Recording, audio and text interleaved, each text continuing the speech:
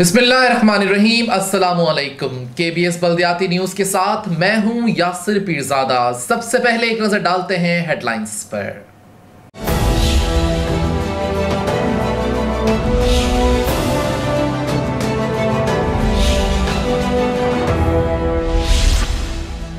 Pakistan super league दुनिया में अमन का पैगाम है। बल्दिया मलीर ने खैर मुकद्दमी बैनर्स आवेजा कर दिए। वाटर बोर्ड में अफसरान को हज की सादत के लिए कुरानदाजी का अमल मुकम्मल हो गया। एमडी वाटर बोर्ड ने नामों का ऐलान किया। डीएमसीज फंड्स के साथ साथ रिकवरी भी कर रही हैं, लेकिन असातिज़ा और मुलाजमीन को हक ना दे सकी। सदर केएमसी यूनियन जुल्फिकार शाह। मीरपुर खास में चेयरमैन की नशिस्त के लिए इल्जामात की जंग तेज हो गई। सॉलिड वेस्ट मैनेजमेंट बोर्ड और सेवरेज बोर्ड की गफलत के बायस स्कूल के तलबा भी परेशानी का शिकार हो गए। बल्दिया गरबी ने मस्जिद की तामीर भी शुरू कर दी। अफसरान और मुलाजमीन साइड टाउन में नमाज अदा कर सकेंगे। सॉलिड वेस्ट मैनेजमेंट बोर्ड ने शाहराह फैसल पर सफाई मुहिम का आगाज कर दिया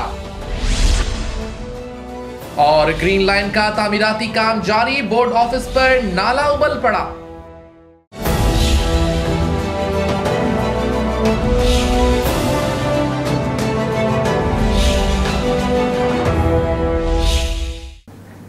हेडलाइंस आप जान चुके हैं, खबरों की तफसील शामिल करेंगे एक ब्रेक के बाद। आप रहिए केबीएस बल्दियाती न्यूज के साथ।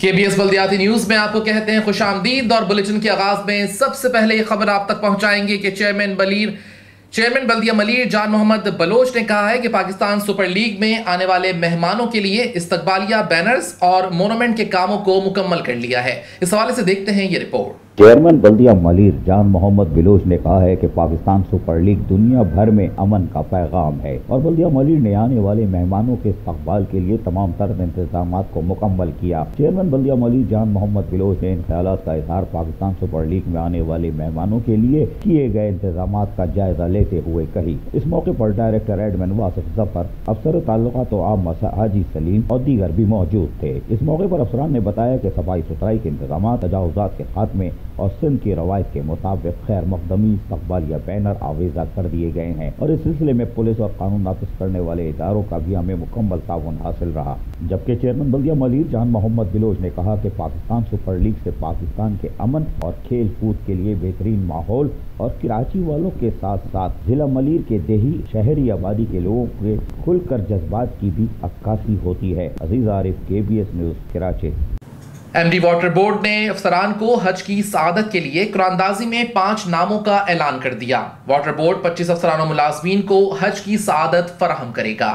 Karachi water and sewerage board की जानिब से हज बैतुल्लाह की सादत के लिए कुरानदाजी कराई गई। इस मौके पर MD water board Asadullah Khan ने हज बैतुल्लाह की कुरानदाजी करके 5 खुश नसीबों के नामों का ऐलान किया। जबकि वाटर बोर्ड की हज कुरानदाजी में नाम निकलने वाले खुश नसीबों से एमडी वाटर बोर्ड ने दरख्वास्त की है कि मुल्क में अमन व अमान और मुल्क की खातिर अपनी जानों के नजराने पेश करने वालों को भी अपनी दुआओं में याद रखें। इस मौके पर MD water board Asadullah Khan, director finance Mohammad Saqib, chief engineer Ghulam Qadir Abbas, Rashid Siddiqui, chairman Naeem Khan, Sajjad Haider, director administration Mohammad Naseem, engineer association के सदर नदीम करमानी समेत दीगर अफसरान भी मौजूद थे। वाटर बोर्ड की हज कुरानदाजी में इस साल के 5 और पिछले साल के 5 अफसरान भी हज की सादत हासिल करने जाएंगे। सदर केएमसी यूनियन जुल्फिकार शाह ने कहा है कि केएमसी में नैब ने काम शुरू कर दिया है। डीएमसीज को अदालती एहतसाब का सामना करना पड़ सकता है। जुल्फिकार शाह की केबीएस न्यूज से खुसूसी बातचीत। आधा वर्ष बल्दियाती इदारों में हो क्या रहा है ये पता करना है और मेरे मुलाजमीन मर रहे हैं। केडीए वेडीए का तो एक हफ्ते से दिखा रहा था, तो अब केएमसी की तरफ आऊँ, डीएमसी की तरफ आऊँ, जहाँ चेयरमैनों ने जुलूस निकाल के रखा हुआ है और जब मैं ये बात बोलता हूँ तो ये सड़ जाते हैं। अब सड़ते हो तो सड़ते रहो यार, इसलिए कि तुम्हें बचाने की कोशिश करता हूँ कि ये आर्जी दुनिया है, आखिरत का सामान पैदा कर लो। वैसी पाक भारत जंग हो रही है, अगर एटमी जंग छिड़ गई तो पता ही नहीं चलेगा कौन कहाँ गया और फिर वहाँ खड़े होकर हिसाब दे रहे होंगे। भारत रब जाने क्या होगा। ना मैं पेशेंगोई कर सकता हूँ, ना कुछ कर सकता हूँ। हाँ, जो मेरा काम है वो कर सकता हूँ। मैंने आज बिठाया अपने साथ रवायती तौर पर, क्योंकि मुझे बहुत कुछ सीखने को मिलता है, जानने की कोशिश करता हूँ। और हमारे सजन यूनियन के सैयद जुल्फ़िकार शाह साहब, किसी तारीफ़ को मोहताज नहीं दिखाता रहता हूँ, क्योंकि मैं इन्हीं से पूछता हूँ ताकि आपको कंफर्म हो कि जो बात मैं कह रहा हूँ वो वाकई सही है कि गलत है। क्योंकि ये हैकी पैकी मारते नहीं है ना, ज़्यादा होती है तो फिर लंबी छलांग लगाते हैं, अदालतों में पहुँच जाते हैं। और अदालतों में पहुँचते हैं तो आप लोग सड़ जाते हो, हर उस आदमी से सड़ते हो जो सच बोलता है। उसके बाद जब ये आपको पैसे दिला देते हैं तो आप इनको भूल जाते हो। आज जो केएमसी चल रही है, केएमसी सजन यूनियन की बदौलत चल रही है, लेकिन फिर भी आपने वो प्रोटोकॉल नहीं दिया। बहरहाल सजन यूनियन के सदर हमारे सैयद जुल्फ़िकार शाह बैठे हुए। अच्छा, फिर ये भी बता दूं, याद होगा आपको, all Pakistan local government workers federation, उसके भी सिंध के सदर, उसके बाद वहाँ के जनरल सेक्रेटरी, क्या है पूरे पाकिस्तान के, वो वाली कहानी अलग चल रही है। यानी कि जद्दोजहद कराची की नहीं है, पूरे पाकिस्तान के मुलाजमीन की है। मैं पूछता हूँ इनसे, शाह साहब डायरेक्ट आ जाता हूँ, अभी चचा के पास बाद में चलेंगे, वहाँ मेरा चचा है वसीम अख्तर। ये डीएमसी कोरंगी है, सेंट्रल है, या मेरी असातिज़ा मर रही हैं, टाइम स्केल दे नहीं रहे, जब मैं शोर करता हूँ तो ये मुझ पर इल्ज़ाम लगा देते हैं। वहाँ जो है तनख्वाह 10% बढ़ी हुई नहीं मिल रही है, वहाँ जो है प्रमोशन हो रहा है उसमें सीनियरिटी लिस्ट को नज़रअंदाज किया जा रहा है, स्कूलों के ग्राउंड एवरेज से भरे हुए हैं, अजीब अफरा तफरी का आलम है। क्या ही आप समझते हो इन्होंने 4 चांद लगा दिए अपने पीरियड में, अब जब रवानगी का वक्त है। बिस्मिल्लाहिर्रहमानिर्रहीम। देखें, आप ख़ुद समझते हैं और बल्कि बेहतर समझते हैं कि आप फील्ड में काम करते हैं, फील्ड के रिपोर्टिंग करते हैं, और आपने देखा है आपसे ढकी छुपी कुछ भी नहीं है। रही बात यह है कि ओजेटी का इशू लाजमी है, लेकिन ओजेटी के साथ साथ एक इशू ये भी है कि माहाना के बुनियाद पर, रोज़ाना की बुनियाद पर अगर अभी तक देखा जाए तो इनके ये 3-4 साल के दौर में कम से कम 400-500 लोग रिटायर्ड भी हुए हैं। अगर आपकी ओजेटी ग्रांट बड़ी नहीं है तो कम से कम वो जो रिटायर्ड लोग हो गए हैं या वफ़ात पा गए हैं तो उनकी तनख्वाह तो आपके पास बच रही है ना। आप अगर देना चाहें तो वहाँ से दे सकते हैं। देखिए, 5 लाख रुपए यूएससी का फ़ंड है, वहाँ से वो लोग यूसी के लोग अभी भी खुशहाल हैं। वो अपने 7-8 मुलाजमीन को तनख्वाह देने के बाद छोटा मोटा काम भी कराते हैं, दफ्तर का किराया भी देते हैं, दफ्तर को भी चला रहे हैं। और डीएमसीज़ के पास तो वाफिर फ़ंड्स होते हैं, इनकी अपनी इनकम भी है। देखें, गैर कानूनी तौर पर ये कई काम भी कर रहे हैं, चार्जेड पार्किंग भी कर रहे हैं, और मटेरियल जो बिल्डिंग की कंस्ट्रक्शन होती है उसका भी उठाते हैं। फिर इसके बाद मुख्तलिफ़ कंपनियां जो हैं वो अपनी खुदाई का काम करती हैं, सुई सदर्न गैस है, के इलेक्ट्रिक है, इसी तरीके से मल्टीनेशनल कंपनियां हैं जो अपने केबल्स डालती हैं, उनसे भी ये ले रहे हैं, केबल वालों से भी फ़ीसें ले रहे हैं। तो मुझे समझ नहीं आ रही कि ये मुलाजमीन को ही क्यों आगे इसलिए करते हैं ताकि ये रोना रोकर ये बताया जा सके कि देखिए हमारे पास फ़ंड की बहुत किल्लत है, जिसकी वजह से हम अपने लोगों को ये दे नहीं पा रहे। मुझे ये समझ नहीं आती, डीएमसी साउथ के पे तो फ़ंड नहीं बढ़ा, मलीर का भी नहीं बढ़ा, वेस्ट का भी नहीं बढ़ा। वो अपने रिसोर्सेज में कैसे तमाम वो वाजिबात दे रहे हैं, उनके ऊपर ड्यूज़ भी इतने नहीं है, ना उनके ऊपर फाइनेंशियल असिस्टेंट का ड्यू है, ना उनके ऊपर लीव इनकेशमेंट का ड्यू है, ना ही उन पर ग्रुप इंश्योरेंस का ड्यू है। लेकिन आपके ऊपर तो एक तो सबसे पहले मैं आपको बताऊँ, जून 2015 से लेकर अब तक आपके ऊपर ग्रुप इंश्योरेंस के भी ड्यूज़ हैं, फाइनेंशियल असिस्टेंट के भी ड्यू हैं, लीव इनकेशमेंट के भी ड्यू आ रहे हैं, लेकिन आप उनको भी अदा नहीं कर रहे। लेकिन यह मामला मैं ये समझता हूँ कि अगर ना देना हो तो ना देने के बहुत सारे बहाने हैं, और अगर इंसान देना चाहे तो वसीउल कल्बी का मुजाहरा करके मुलाजमीन को देंगे तो अल्लाह ताला जो है वो ऐसे गरीब गुरबा की दुआओं से डीएमसीज़ को भी खुशहाल कर सकता है, और के भी इनकम रिसोर्सेज काफ़ी हैं। मेरा कहने का मकसद ये है कि सबसे पहले आप फाइनेंशियल जो मिसमैनेजमेंट है उसको आप ख़त्म करें, उसके बाद आपने आप रिसोर्सेज का, अब आपको अदालत में जब ये अब हम कंटेम्प्ट ऑफ कोर्ट में गए हुए हैं, क्योंकि अदालत ने हुक्म दिया था कि केएमसी डीएमसीज़ अपने मामलात को दुरुस्त करें और इनको वाजिबात को यकीनी बनाएं, और अगर इस सिलसिले में कोई कमी पेशी है तो chief secretary finance, secretary local government इस मामलात को हल करेंगे। लेकिन वो भी हम हल नहीं हुआ तो हम उसमें कंटेम्प्ट में चले गए, और कंटेम्प्ट की प्रोसीडिंग 11 तारीख को होगी इंशाल्लाह। इसके बाद फिर नोटिस फिर हम चले जाएंगे डीएमसीज़ की तरफ भी, क्योंकि हिसाबात अगर दें आप और अगर आपकी इनकम और अखराजात में फ़र्क हुआ तो लाजमी अदालत जो है वो आपको जो है हुकूमत सिंध से वो फ़ंड में इजाफ़ा करवाएगी, ओज़ेटी में भी इजाफ़ा हो सकता है।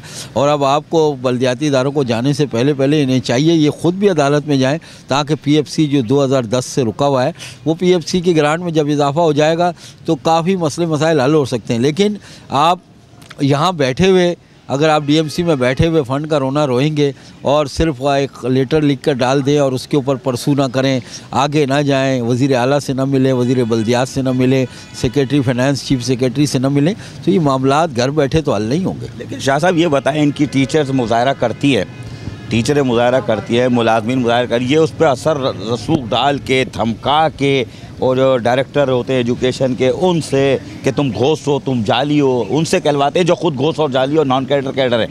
लेकिन ये कि अगर वो मुजाहरा करती हैं और हमारी असातिज़ा या मुलाजमीन या वो ड्राइवर जो 10% से महरूम है इजाफी तनख्वाह थे, ये उनको डराते धमकाते हैं। अगर ये ख़ुद तो कुछ नहीं करते, ठीक है, बड़े बुलंद दावे किए थे इन लोगों ने आने से पहले कि हम मुजाहरा करेंगे, पूरी कौम को, कराची वालों को सीएम हाउस के सामने खड़ा करेंगे, अपना हक़ लेंगे, वो दावे धरे के धरे रह गए। और जब मुलाजमीन कर रहे हैं तो उसका असर कोर्ट पे सब लोग देखते हैं, एजेंसीज, कोर्ट, आपकी गवर्नमेंट, लोकल गवर्नमेंट, सब पे असर पड़ता है, दुनिया के सामने जग हसाई होती है, तो उससे कुछ प्रेशर बनता है। लेकिन ये वो प्रेशर भी रिलीज़ कर रहे हैं, यानी कि एहतजाज भी नहीं करने दे रहे, ख़ुद भी नहीं कर रहे और अपने लोगों को भी करने दे रहे, मैसेज आगे नहीं जा रहा। तो जिम्मेदार तो ये लोग हुए ना, और फिर कहते कि जी हमारे पास कुछ नहीं है, फिर इनके असेस बढ़ते जा रहे हैं। तो क्या जो अब नैब जो केएमसी में घुसी हुई है अभी तक तो खुद दावत नहीं दे रही है? जी बिल्कुल, आप अमल के रद्द अमल को रोकेंगे तो लाजमी ये कानून है कि वो कहीं ना कहीं तो अमल होगा। अब केएमसी के अंदर नैब घुसा हुआ है तो वो तरक्याती कामों और दीगर मामलात को देख रहे हैं। मैं ये समझता हूँ कि डीएमसीज़ को तो अपने लोगों को वो फेक करार देना ही नहीं चाहिए, इसलिए कि ये तमाम के तमाम 97 के जो भर्ती हैं टीचर्स, ये तमाम अक्सरियत डीएमसी सेंट्रल में भर्ती हुई थी, मुख्तलिफ़ ज़िलों में चले गए ये बाद में ट्रांसफ़र पोस्टिंग होने के बाद। लेकिन असल जो है वो भर्ती आप देखें तौसीफ़ ज़फ़र साहब के दस्तखत हैं और वो उसको ऑन करते हैं।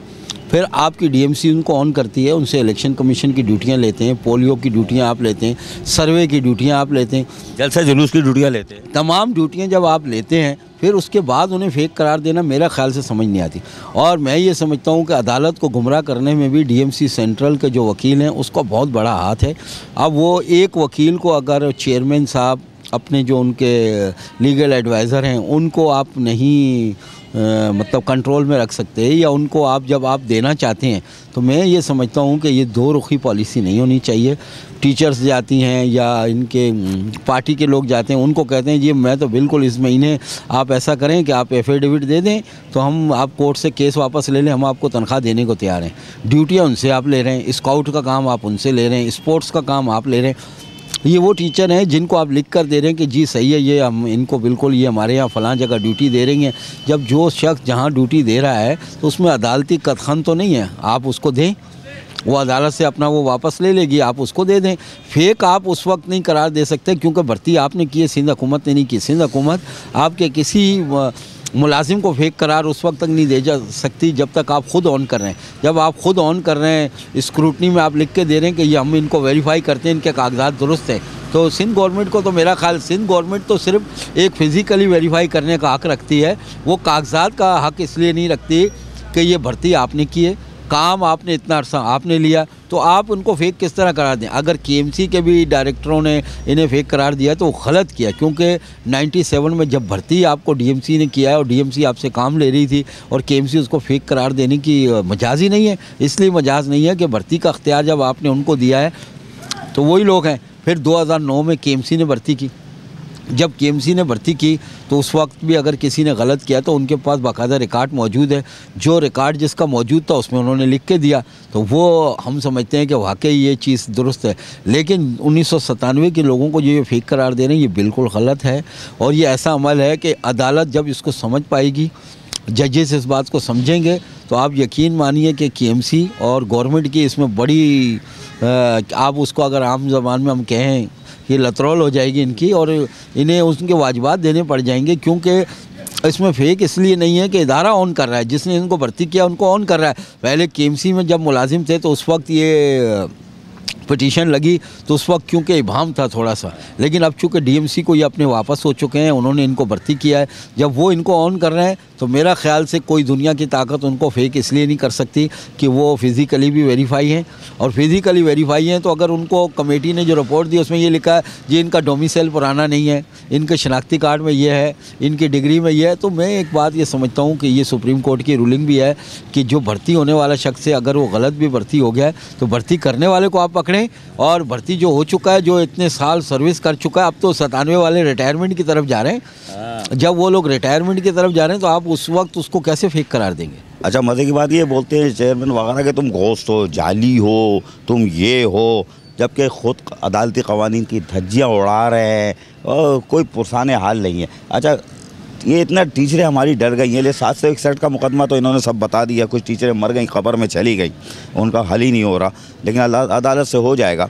शाह साहब ये बताइएगा, सिंध गवर्नमेंट शायद इसलिए भी हल्की हो रही है कि इनकी रुखसती का दौर है, अभी जाने दो, उसके बाद जब हमारे एडमिनिस्ट्रेटर आ जाएंगे तो हम फंड दे के मामलात को सही कर लेंगे। शायद इनकी रवानगी का इंतज़ार कर रहे हैं क्या सिंध गवर्नमेंट वाले?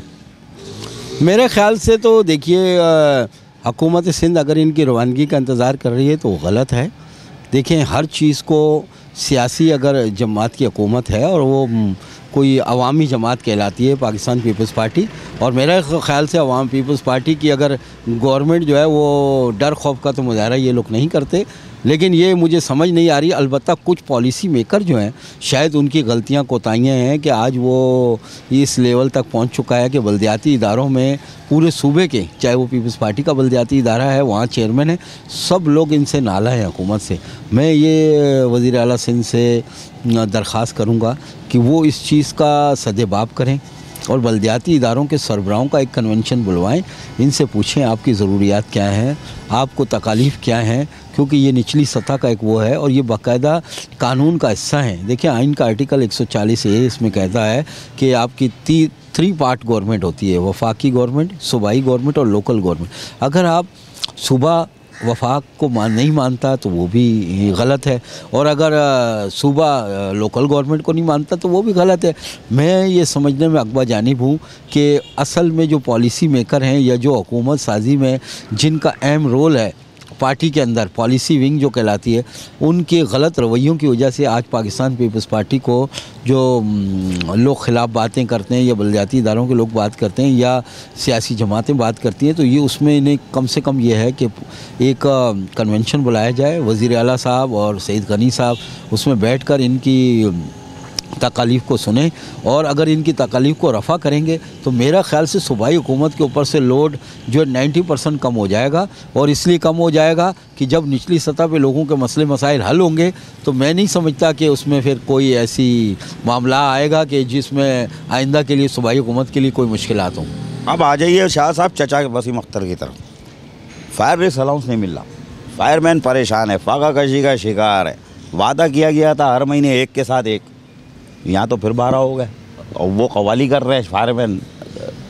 कांगो सीख लेते यार, मलीर में था अहमद उस्ताद जिना स्क्वायर पे, वो आगे चला गया।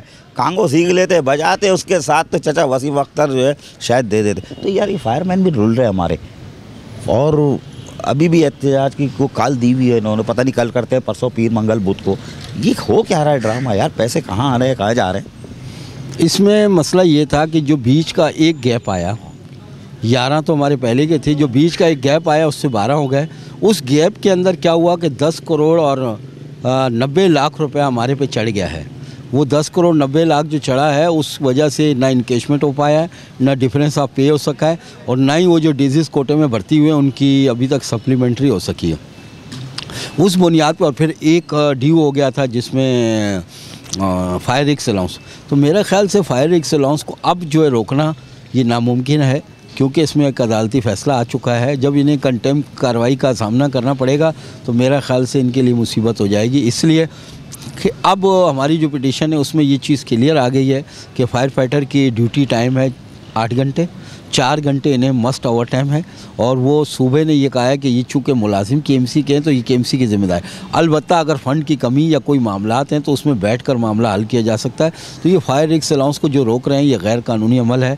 और मैं ये समझता हूँ, मैं इसमें सारा ज़िम्मेदार करार देता हूँ मेयर कराची के साथ साथ मेट्रोपॉलिटन कमिश्नर को भी, क्योंकि मेट्रोपॉलिटन कमिश्नर माजरत के साथ पता नहीं क्या वजह है, कोई घरेलू मामलात हैं या क्या हैं, वो KMC को वो टाइम नहीं दे पा रहे, क्योंकि जो अदायगियाँ हैं वो FA जो है पाबंद हैं वो मेट्रोपॉलिटन कमिश्नर की हिदायत के मुताबिक।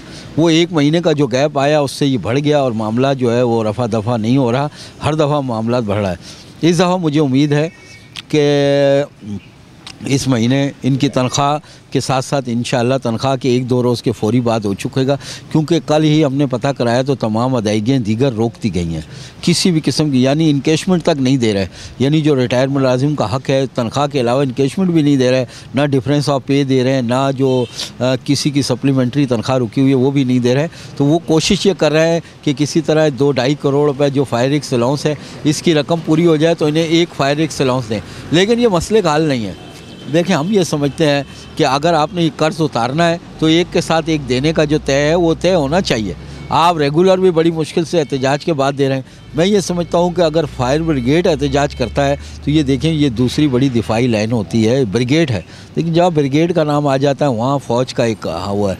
और अगर आप पुलिस को या आर्मी को या फायर ब्रिगेड को किसी तरीके से महरूम करते हैं और अगर उनके अंदर सुस्ती या इस तरीके की अनएफिशिएंसी आ जाती है तो ये नुकसान का बायस है। मुझे तो शर्मिंदगी होती है उन आगों पे भी, जिन आगों पे हम जब जाते हैं, अब आग देखते हैं हम, आग के अंदर ये होता है कि वो अब बग़ैर वर्दी के आपने देखा कि बतौर एहतजाज ये आग बुझा रहे हैं, ड्यूटी कर रहे हैं। ये बड़ा अच्छा अमल है कि ड्यूटी कर रहे हैं एक इंसानी हमदर्दी के नात। लेकिन असल मामला यहाँ पर ये है, सबसे बड़ी जो मामला ये है कि फायर ब्रिगेड का हक़ है। देखिए, आप वो जब अदालत ने भी उस हक़ को तस्लीम कर लिया तो ये ओवर टाइम उन्हें मिलना चाहिए।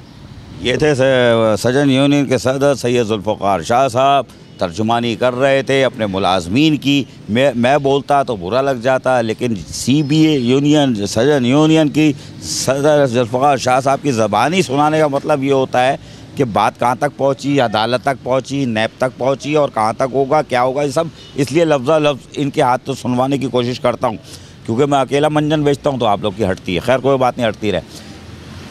बल्दिया वस्ती, बल्दिया कोरंगी, इन्होंने अपने इलाके के 4 चांद लगा दिए हैं 3 साल में।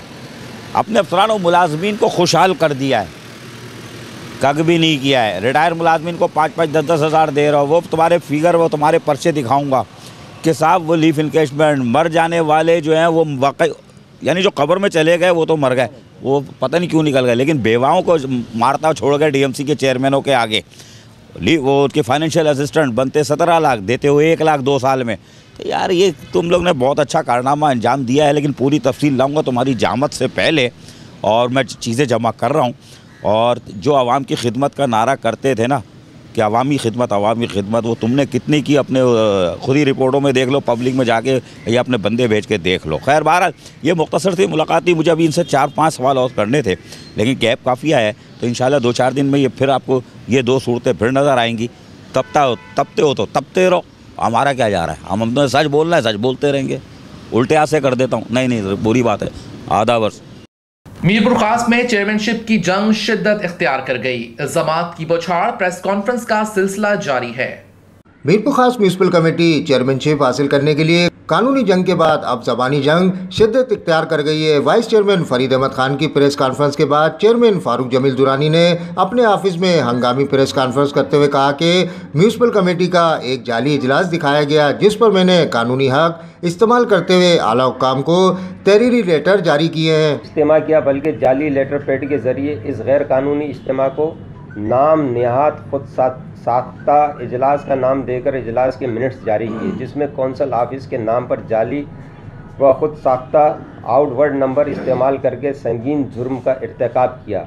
ये भी एक तक हकीकत है कि इस गैर कानूनी इज्तिमा को इजलास का नाम देकर कार्रवाई के मुतमन्नी शफीक शाह के ख़िलाफ़ मजम्मती करारदाद और इन्हें मीरपुर खास से हटाए जाने की करारदाद ये कौंसल मुत्तफ़क़ा तौर पर करारदाद मंजूर कर चुकी है।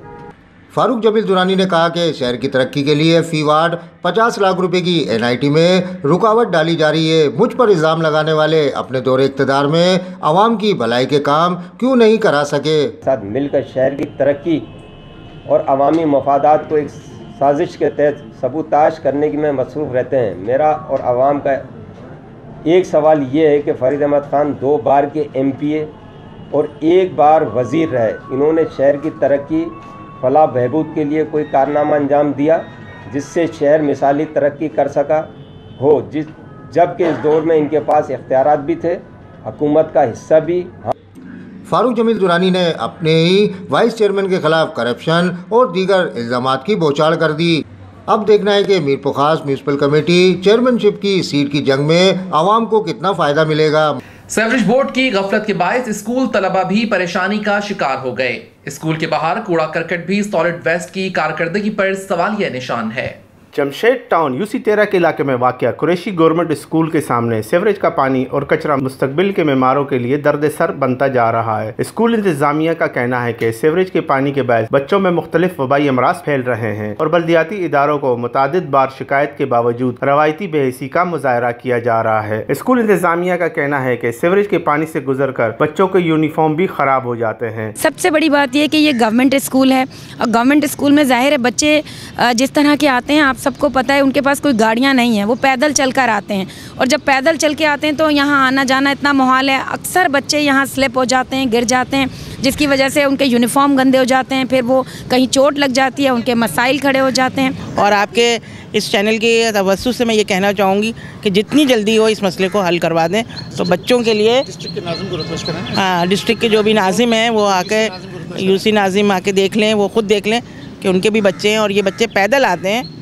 और अक्सर हमारे जो नर्सरी के बच्चे हैं वो तो बहुत ही छोटे हैं, अक्सर वो गिर जाते हैं वो बच्चे और बीमार हो जाते हैं, फिर वो एब्सेंट हो जाते हैं, तो पढ़ाई का बहुत नुकसान हो रहा है इसमें। और गाड़ी तो पैदल बच्चे वालों के हर रोज़ाना यूनिफॉर्म का छींटे होते हैं और बच्चे किस तरह आते हैं, बहुत ही तकलीफ़ में हैं। प्लीज़ आप लोग इसको ज़रा पहुंचाएं। आप हमारे अख्तियार बाला जो जितने भी हमारे हैं अफसरान जो भी बैठे हुए हैं, KMC वाले हैं, बल्दिया वाले हैं, जो भी हैं, वो प्लीज़ उनको देखें और वो आके इसको ज़रा तदारुक करें। कई बच्चे सीवरेज के पानी में गिरने के बायस जख्मी भी हो चुके हैं। सॉलिड वेस्ट मैनेजमेंट बोर्ड और सीवरेज बोर्ड कम से कम तालीमी इदारों का तो ख्याल कर ले। स्कूल इंतजामिया ने बल्दियाती इदारों से अपील की है इस मसले के हल के लिए फौरी तौर पर इक़दाम किए जाएं। कैमरामैन मुस्तजाब हुसैन के साथ Arif Bangash, KBS Karachi news. Chairman बल्दिया गरबी इजहार अहमद खान ने साइड टाउन की नई इमारत में मस्जिद का संगे बुनियाद रख दिया। अफसरान मुलाजमीन और इलाके मकीन भी नमाज अदा कर सकेंगे।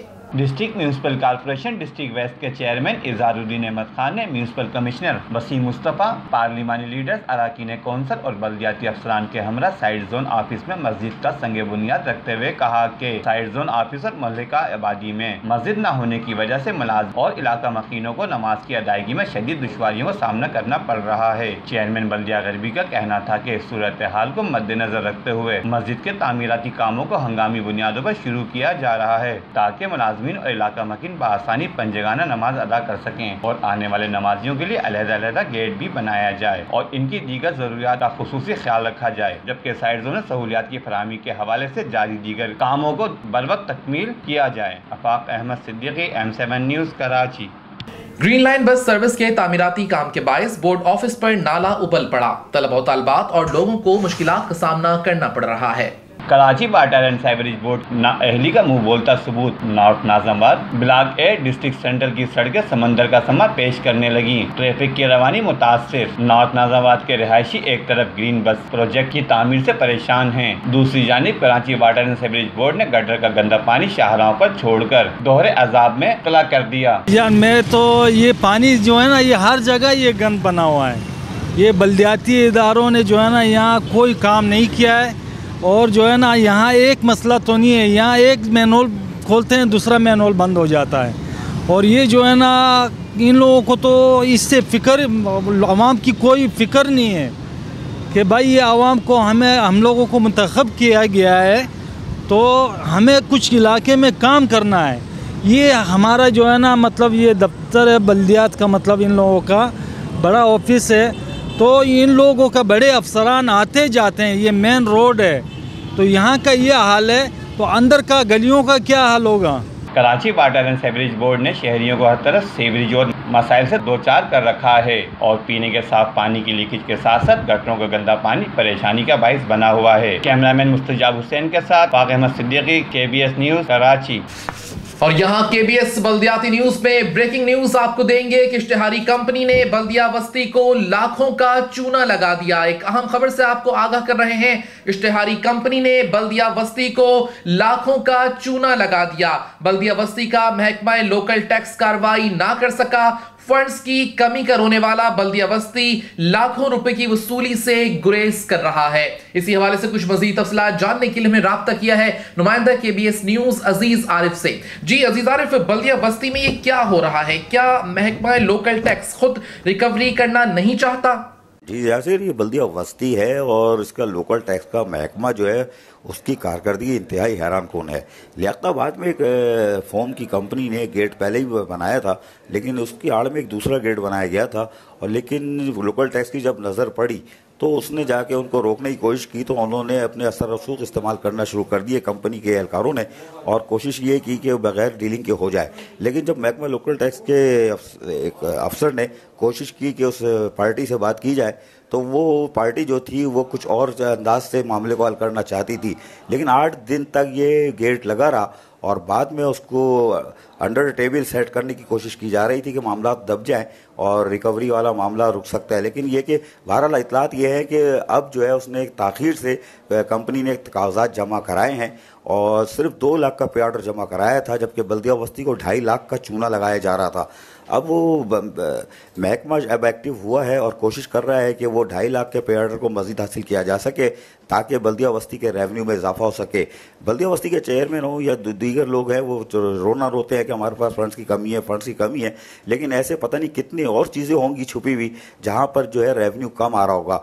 अभी जो इनके यहाँ सुप्रीम कोर्ट के अहकामात की रोशनी में एक अफसरान की तकर्रुर तबादले किए गए, उनको रिलीफ किया गया, उसके अंदर जो साबिक़ जो रिकवरी ऑफिसर थी शमूना सदफ वो रिकवरी कर भी रही थी और गुज़िश्ता 3 सालों से उन्हीं को रखा गया था, लेकिन अचानक पता नहीं इंतज़ामी तौर पर क्या मामलात हुए कि उनको रिलीफ कर दिया गया। उनके साथ जो बाकी लोगों को रिलीफ किया गया था वो अभी भी बल्दिया बस्ती में क़याम तमाम में लगे हुए हैं, लेकिन ये कि ये अदालती स्टे पे भी मौजूद हैं।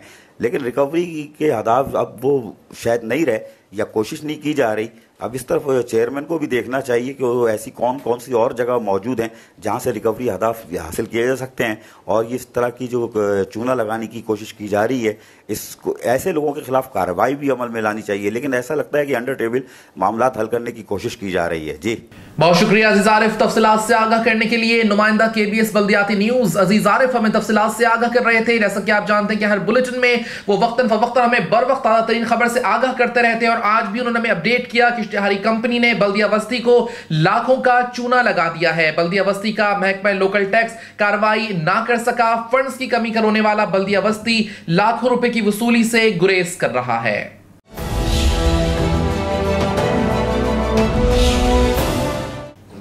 KBS बल्दियाती न्यूज में फिलहाल इतना ही। मजीद खबरों और अपडेट्स के लिए देखते रहिए KBS बल्दियाती news YouTube channel. Yasir Pirzada और KBS बल्दियाती न्यूज की इंटायर टीम को दीजिए इजाजत। अल्लाह निगहबान।